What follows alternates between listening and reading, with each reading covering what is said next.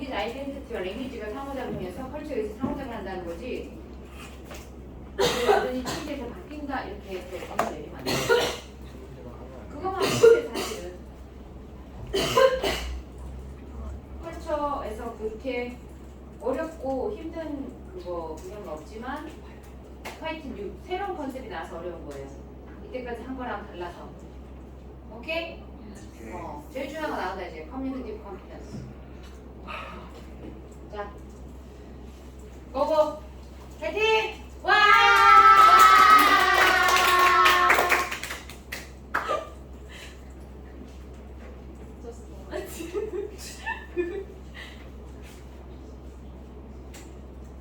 Okay, so our group is going to talk about Chapter A, Communicative Competence. My name is Jinny Moon, and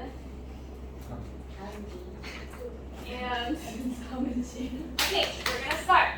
So if you open the page 205, there's an example of Katie. We're gonna take time to read for a second, then we're gonna discuss in class. And as you read, I want you guys to think the questions like what are some impacts she got and how the communicative skills are improved through her experience. And how did she learn her communicative skills? I want you guys to think this question and read the example.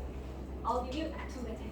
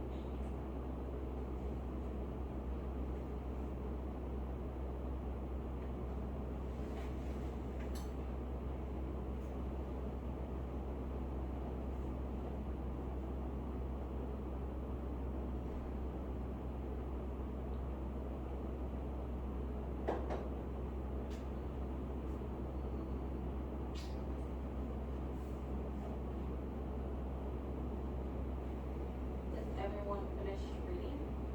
예. Okay, so can someone tell me the background of her experience? Can someone?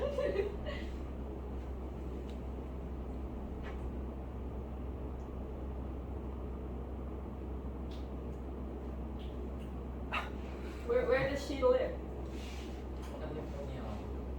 Yes, for how long? 23 years. Yeah, until 23 years. And she traveled some countries. What kind of countries did she travel? Yes, Japan, Thailand, and Turkey for 5 years. She taught English in those countries. And in the middle part, her journal is written. What was mentioned?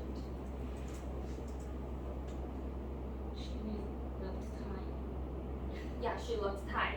So she was included in Thailand society, and she felt more comfortable speaking Thai. So this shows that she was included in the society, so her communication skill was improved because she was living through the society. Okay. So, what is communicative competence? Delheim, 1972, he explained it that it is to convey and interpret message and to negotiate meanings and interpersonally within specific context. And it is split into two basic ideas. First one is the ICS, which is basic interpersonal communicative skills. It is the communication skills that you use in daily life. So basic is you use a lot. So the examples of BIS is exchanging exchanging with friends, and informal settings. You talk with friends just in daily life. And for CALP, it is cognitive academic language proficiency. It is the communication skills that are used in specific situations, such as educational tasks in school, those kind of language.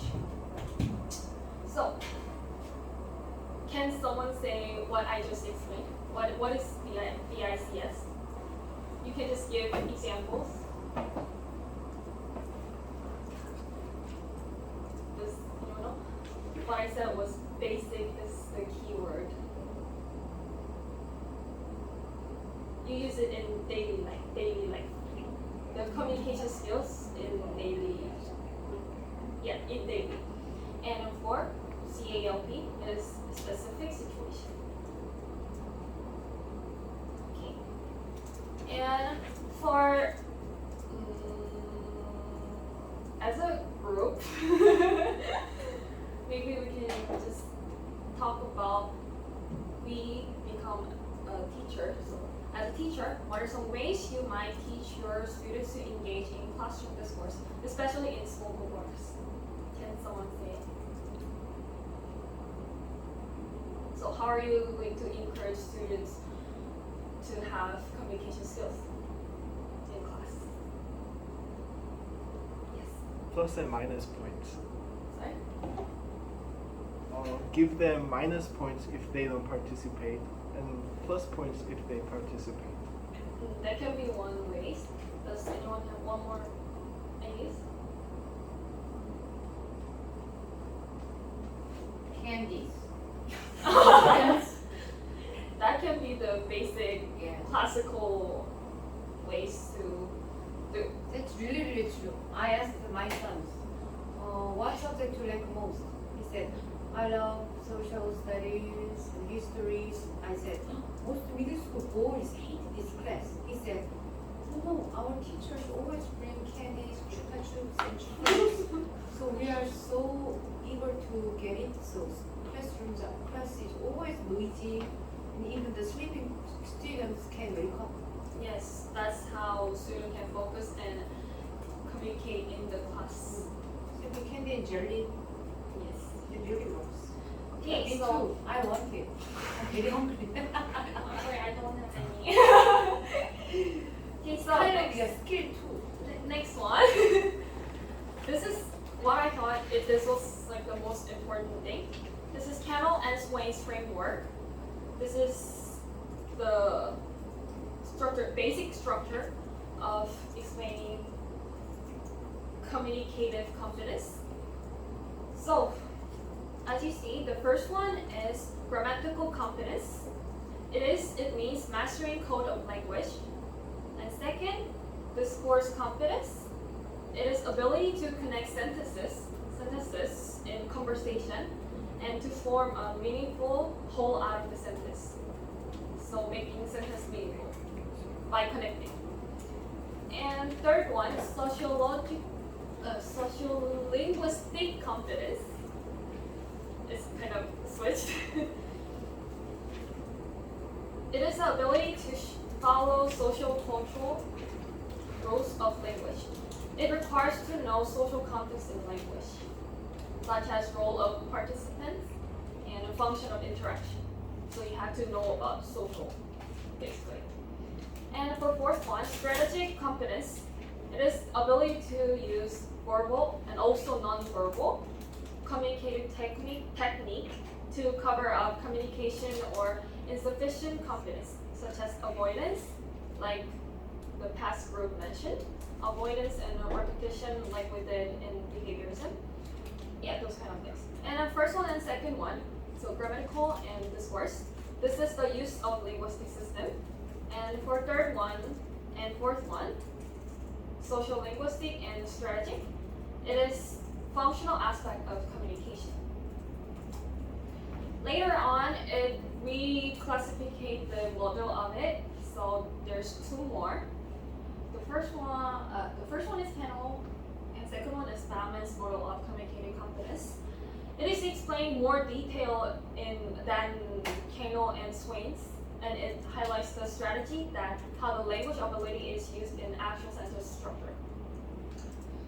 So these are the structures. And it was stated in 1990. And Little Woods, it was stated in 2011, so 2011. It is explaining more details than Kano Swain and also Bachman's, and it's just organized, like reorganized, basically saying things. Okay, so next. It is in 211, page 211, the language function. The language function is the purpose that we accomplish with language, such as stating and requisition and responding. But if the language form doesn't exist, it cannot be accomplished. So if you see in the middle of the 211, there's an example of language functions. Okay. And speech acts. It's in under the 211. Going next page. So speech act. It is the minimal unit in conversational interaction. These are 6 components that show speech acts. So sender as a speaker and a writer. Message channel speech, like we say, and what we get. Channel writing, the verbal gesture. Language form, sequencing or hierarchy or selected words and sentences. Topic, as you guys all know, I think you guys should know what the message is about. And receiver is the person who's getting. And context, place, time, situation, the backgrounds that you get. And components of communicative competence that L2 learners find difficult. For me, it was really hard to understand this part. So it's hard to pronounce it. Locutionary.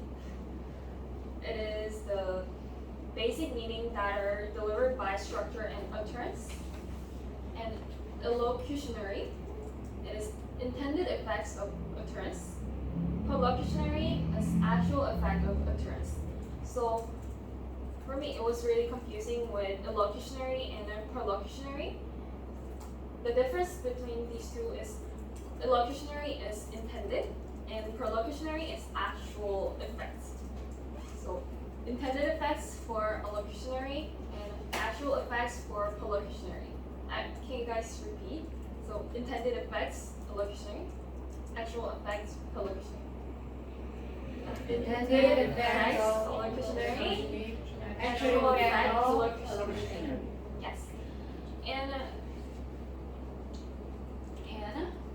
going to next. If you see page 212 and 213, the holiday 7 function of language. It is to show purposive nature of communication. So there's 7 of them. First one is instrumental, second one regulatory, and representational, interactional, personal, heuristic, and imaginative. So instrumental.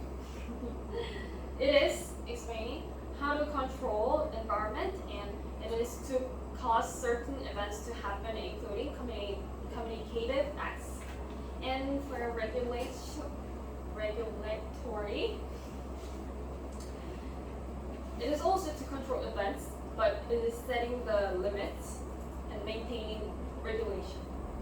That's the difference between instrumental and regulatory. For third one, representational, it is to convey information and knowledge. Fourth, interactional, maybe you guys can figure out by the word, to keep channel of communication and social maintenance. So personal, your personal emotion and expressing emotion and feelings. Heuristic, it is to acquiring knowledge and then seek to learn. Imaginative, to creating image and stories. In one sentence, different types of functions can be included. So not one thing just go into one, but many different things can be included in one sentence. And later on, there's a specific detail function are mentioned too. So if you see 214, there's an example in the top of it. Apologizing, thanking, asking for and offering help, complaining. These are the examples.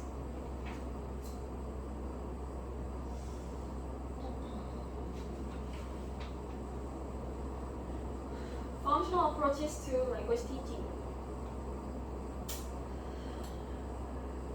Notional functional syllabus. It is most popular and practical function. Practical application of functional description of language. So you have to know about this because it was used a lot, and it became the most important part of L2 learning. It is including identifying, denying, and reporting such things. And usually the structural syllabus was used past, but then as notional and functional syllabus was stated, it got changed. So these are the functions, communicative functions that use nowadays. Can we read together? Introducing self and others, providing personal info, identifying and describing, accepting and declining an invitation, ordering from a menu, giving directions, booking travel services. These are the communicative functions that we use a lot. Okay. Interactional competence. It applies social constructivist perspective. Can someone tell me social constructivist perspective? We learned it very beginning of the class, beginning of this lecture. What she told us. What is social constructivist perspective? Interaction. Yes. Interaction, that is most important thing in social constructivist. So, first one, participant framework. It is to figure out participant of interaction. And register is to figure out context of interaction. Okay? So the difference between first one and second one is participants of interaction, and the second one is context of interaction. Those are the difference. So third one, selection of form and modes of meaning. It is to choose linguistic options to make wanted meaning and effects. And speech acts, like I mentioned before, speech acts is using appropriate form to achieve purpose. There was different 6 components to form speech acts in the past. So turn taking, to following the rules and system. And repair, problem handling in interaction. For last one, boundaries, recognizing topics to topic and changing topics, closing conversation. If you see 215 to this explanation. And she will be explaining the next part.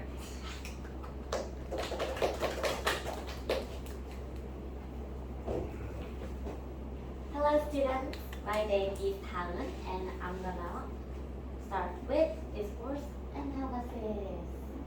And before we start, to make successful interaction, we need to understand a number of aspects in communication, like discourse in this PPT, and some conversations and styles, and even non-verbal things.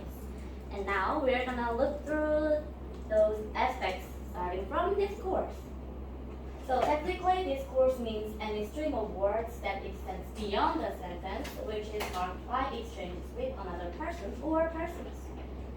And as you know, just a single sentence cannot be fully analyzed without considering its context. For example, suddenly I say, I like it, and you guys don't know what I like. What does that it mean? So the context is most important when we do discourse analysis. So according to Silverstein, 2011, he said that discourse analysis is the heart of which is the interrelation between form and function.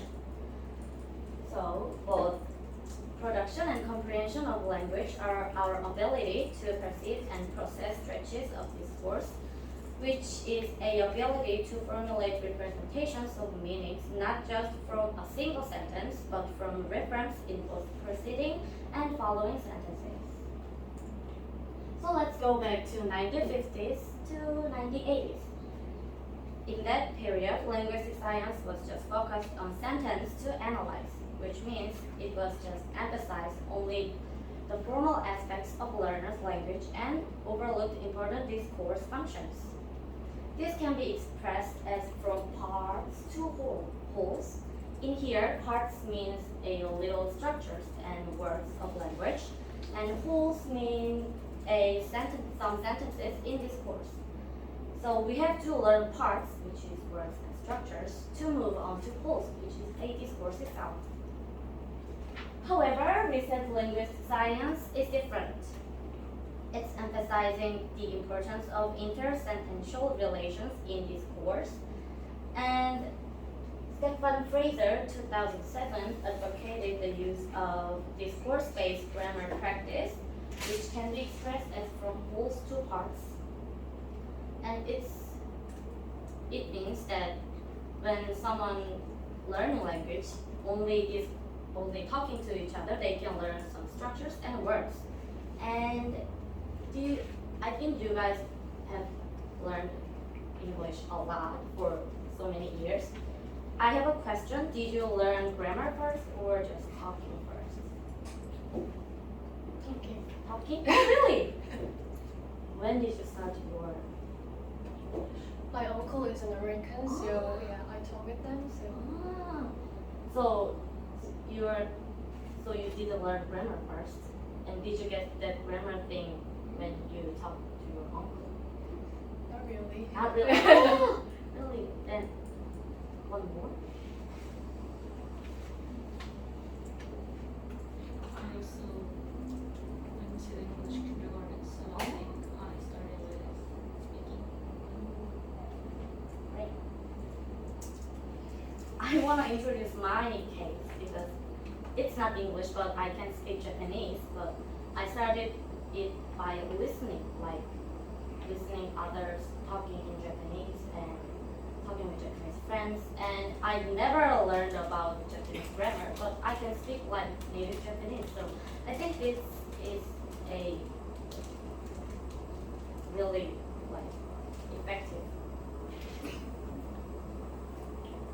Okay, and then now let's move on to conversational analysis.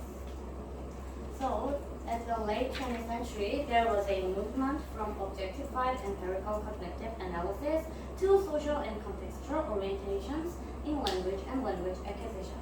And it's kind of similar to among three perspectives we have learned, and who can answer?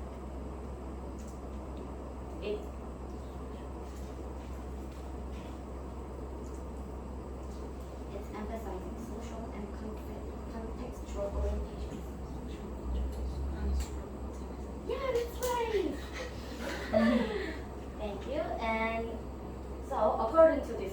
conversational analysis showed up, and this means an area that invited the reconceptualization of language and the acquisition of conversation competence, the recognition and reproduction of conversations for accomplishing certain functions.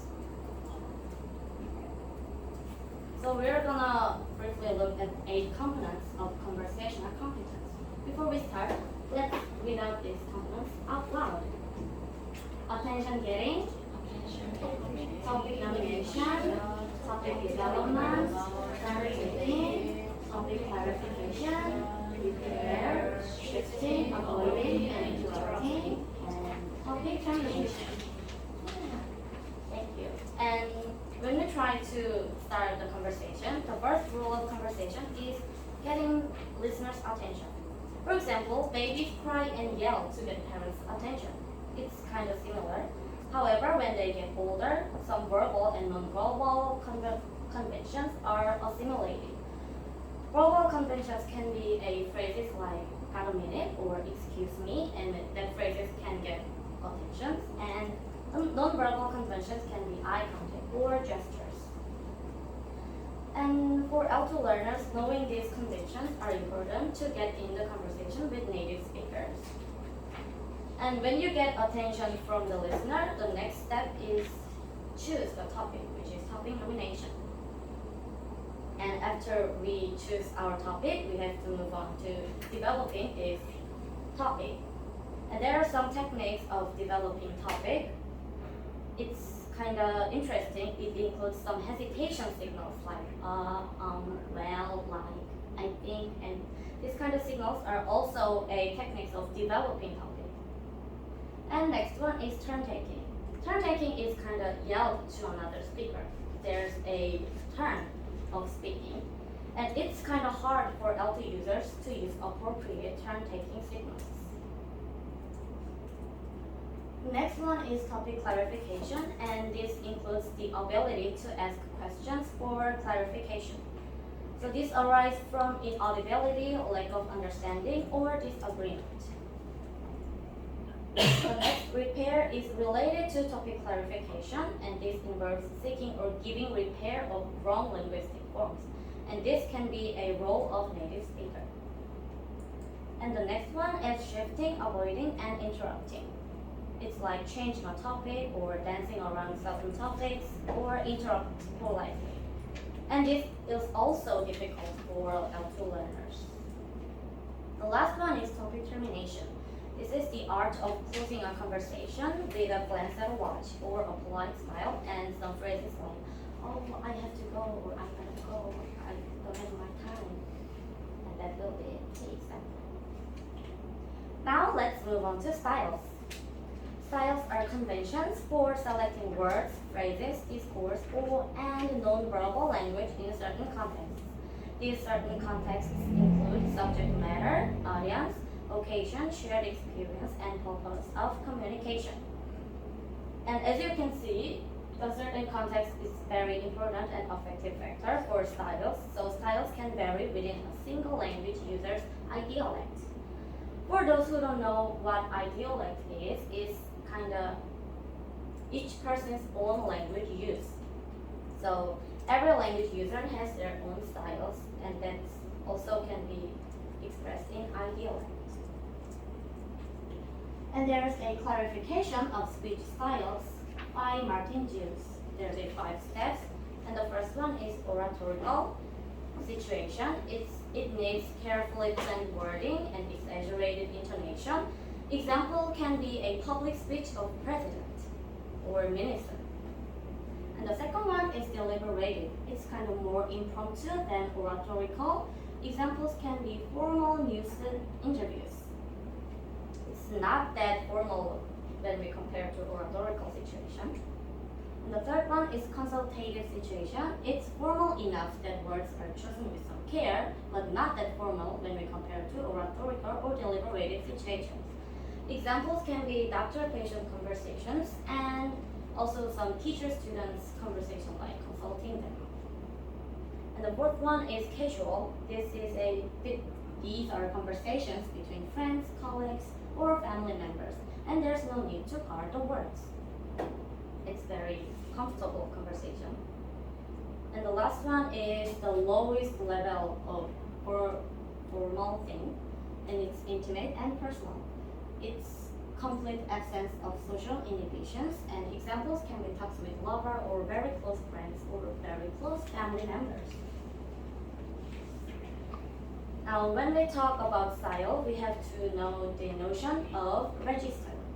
Register is related to stylistic variation, but enables people to identify with a particular group and maintain solidarity. For example, doctors have their own wording, and scientists have their own wording, and even teachers have their own wording, and this wording makes them different from other groups, other social groups. So register can be expressed as the different language use of each social group. And some of you might think that, oh, register is kind of similar to dialect, because dialect also represents the region where the speaker came from. That's correct. It's kind of similar, but isn't the same thing. And also, it's hard to distinguish, but you have to know that register and dialect isn't the same thing. So in conclusion, the acquisition of both styles and registers combines a linguistic and sociocultural learning process. Now we are going to move on to written discourse. According to Ulla Corner, 1996, writing is a cultural phenomenon, and learning to write in an L2 is not just an idiosyncratic variation, but involves overcoming or recurring patterns of organization and rhetorical conventions from the student's native language and culture. And writing is a cultural phenomenon is a key sentence, and this means cultural factors can affect writing as they do in speaking. So Robert Kaplan, 1966, made the term contrastive rhetoric, and this was the standard of describing the cultural roots of writing conventions in a language for several decades.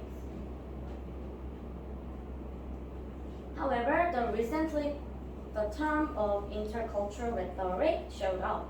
It's similar to contrastive rhetoric, but it accounts for the richness of rhetoric variation or written texts and varying contexts in which they are constructed.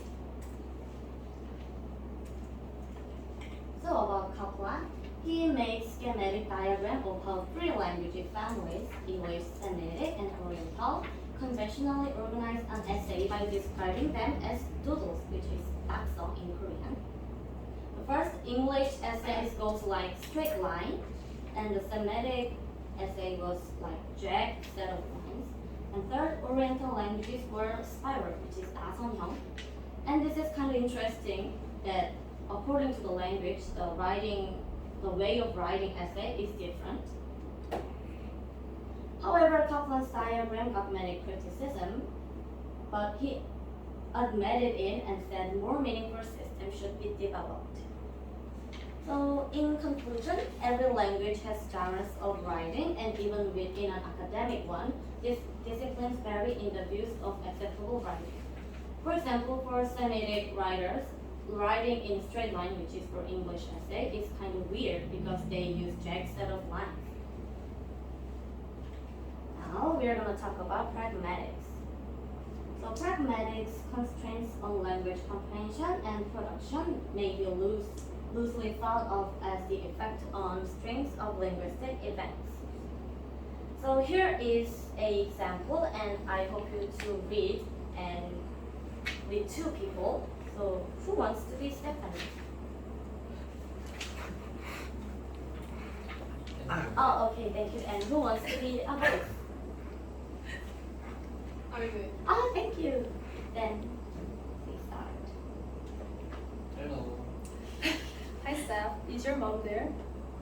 Just a minute. Mom, phone. I'm in the top. She can't talk now. Wanna leave a message? Oh, I'll call you back later. Bye. Oh, thank you. Thank you so much. And in this short conversation, I think you guys might feel some ambiguity of some sentences. And can someone say about this? It's kind of ambiguous, right? It has more than one meaning, so it's hard to Multiple, there is no verb or Yeah. Yeah, that's right. And we're gonna see some ambiguous sentences in the example. The first one is your mom there? And in phone call situation, it doesn't require yes or no answer. Yeah. And the second one is just a minute, and it has two possible meanings. The first is I will go and check to see if my mom was home, and the second is I will bring my mom to come to the phone. And it's kind of ambiguous. And as Lee has said, mom phone means someone is on the phone who wants to talk to you, and even there's no verbs or anything, only two words can express this meaning. And the fourth one is I'm in the tub. The mom didn't say I can't go, but she instead said I'm in the tub, so it means she was in this house to answer the phone. And the last one is the puzzle voice, like and the sentence I'll call back later. So Stephanie asked the boys to wanna leave a message, but she or he didn't say no or yes, but she said I'll call back later, and it means implicitly I don't need to leave the message without saying no or yes. Now let's move on to sociopragmatics and pragmalinguistics. It's kind of hard to pronounce.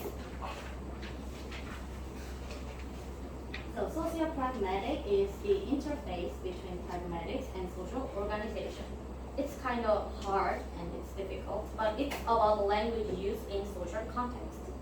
And pragmalinguistics is the intersection of pragmatics and linguistic forms, and it's about language form and the way of using it, and that's the difference of sociopragmatic and pragmalinguistics. And acquiring these forms of pragmatics is kind of difficult for Alto users, and here are some examples of the difficulties of never-ending list of pragmatic constraints. The first one is address forms. Address means how to call another people, like you or he or she or name. And examples can be a German. I heard that German has two you, the word you. One is the formal one and the other one is informal one. And for the English speaker who is learning German, it's kind of hard to distinguish these two because in English there is only one you, not two you. And the second one is apologizing, complimenting, and phrase conventions. And this is also difficult for L2 learners. And the third one is expressing gratitude. It's an example of Japanese speaker who learns English, and let's consider the man, and he expressed gratitude by saying I'm sorry. I'm sorry is a direct form of sumimasen in Japanese, and in Japan sumimasen is kind of has very diverse meanings, like when you gratitude or say sorry or excuse me is all sumimasen. And for the Japanese learner, just like translate them into direct I'm sorry is kind of make some like issues for English speakers. And the fourth one is cooperation principles. Examples can be like rake the leaves, and don't you think you could rake the leaves? And for L2 learners, will be how to recognize the differences of two sentences, because it basically means you have to rake the leaves. And the fifth one is politeness.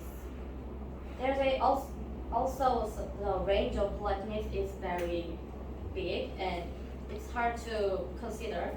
I humbly beg you to consider my situation and just, oh sorry, there's a gap between that sentence. But for L2 learners, it's kind of hard to determine the range of.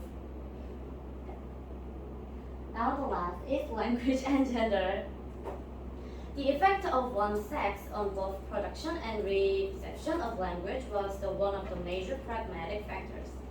Some myths like men use more self-centered words, while women use more emotional words can be an example. So here's a differences between the way males and females speak. First one is women express more uncertainty like hedges, tag questions, while men interrupt more than women and use more strong expletives. And expletives means 욕설. And the notion of sexist languages. It calls unnecessary attention to one gender. Examples can be a policeman or stewardess or waitress. However, but we don't use that anymore. We use rather than policeman, we use police officer and flight attendants. And also, Mrs. is kind of word that we don't use anymore because it feels like woman is property of man. So current constructivist positions prefer to view gender as one of many factors that enter into communication. And next one is corpus analysis, and that will explain by Tony.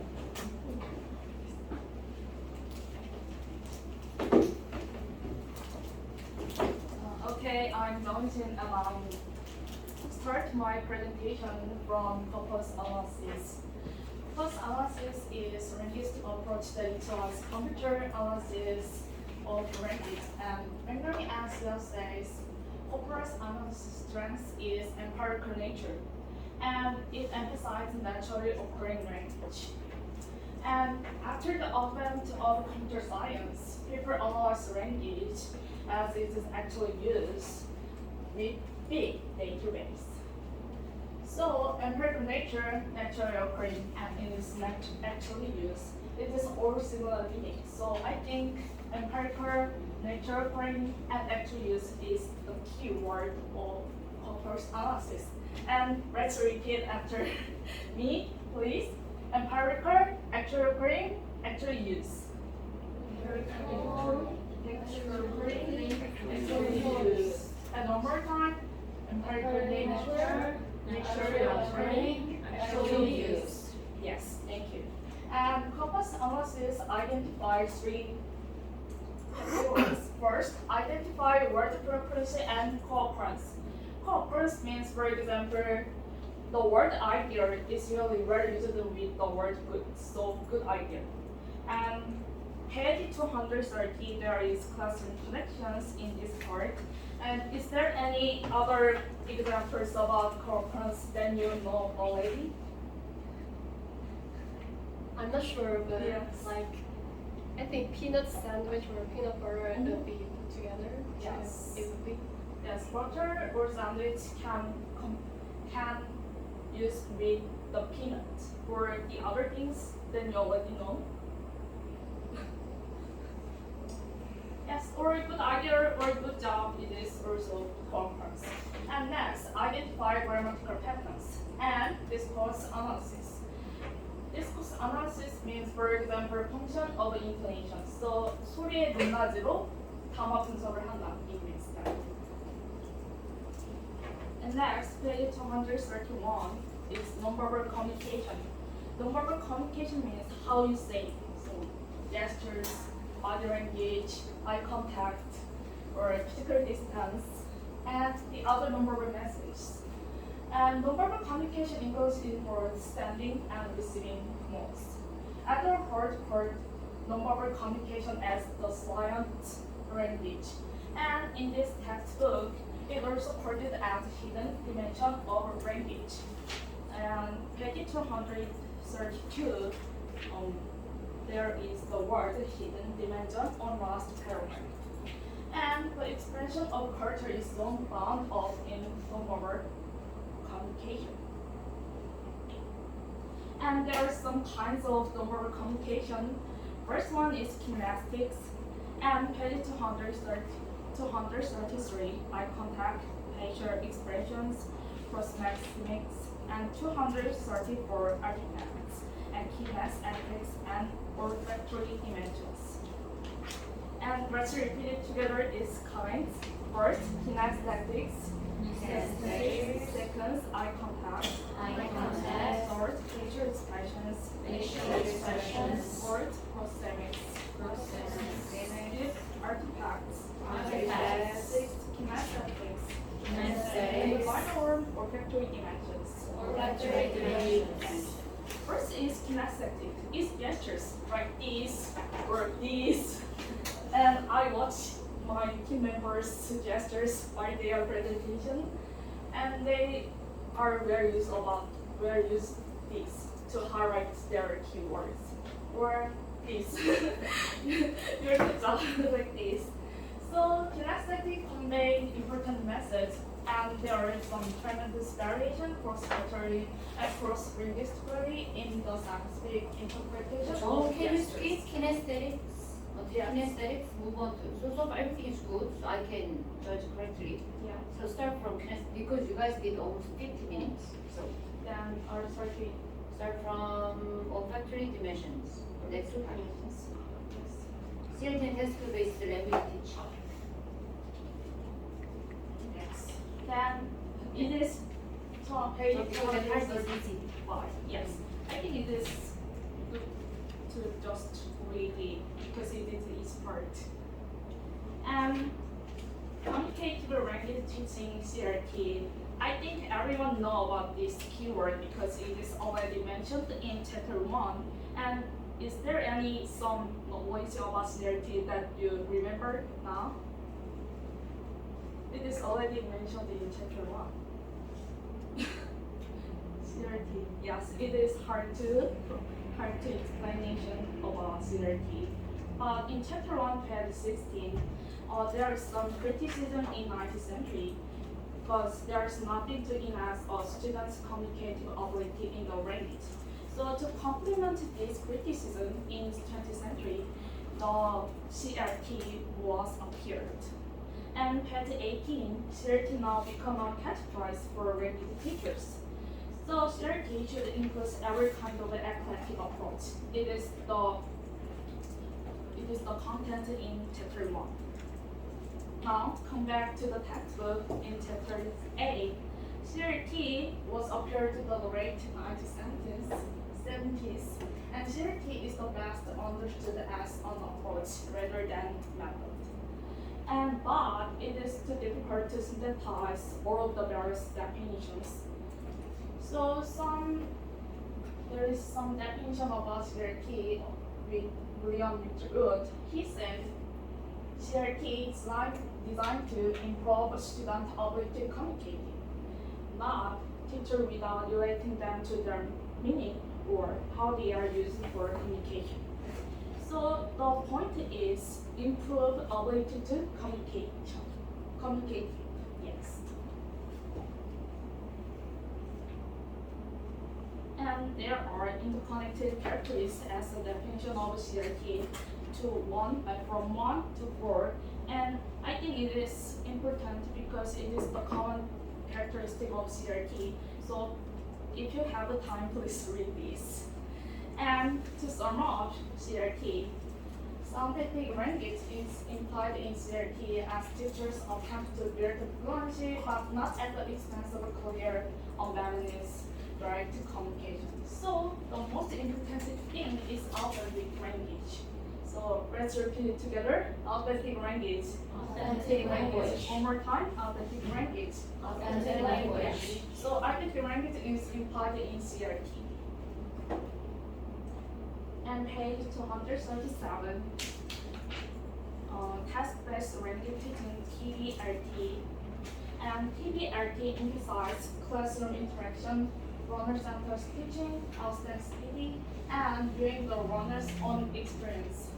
So, there is some word authenticity, and it is also appeared in CRT. So you can think about TBRT and CRT is really similar thing, but there's one notable characteristic of TBRT is task.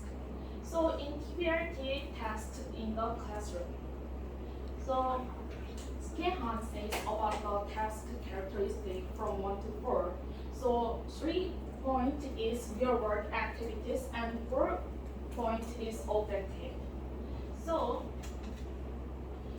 tasks should include some real world activities and students have the problem to solve in classroom. And David Noam distinguishes between target task and pedagogical task. Target task is for the all of the world, and pedagogical task is only for the classroom. And the next one is the issues of task complexity has begun to be unraveled. So Rome suggests that a number of parameters of a sequencing test to gauge the task complexity But the other one suggests that gauging complexity by cognitive complexity, communicative stress, motor factors, and processing demand. So, TBRT is an approach that urges teachers to focus on many of the communicative factors. So, CRT and TBRT approach are important about focus on communicative factors. And to accomplish a task, learners need to have sufficient organizational competence and elocutionary competence and strategic competence. Elocutionary means 발화예요. So 발화의 능력을 가져야 task, to accomplish a task. task를 성취할 수 있다. Yes. And thank you for listening our presentation. 네, 렉스터 그럼 지금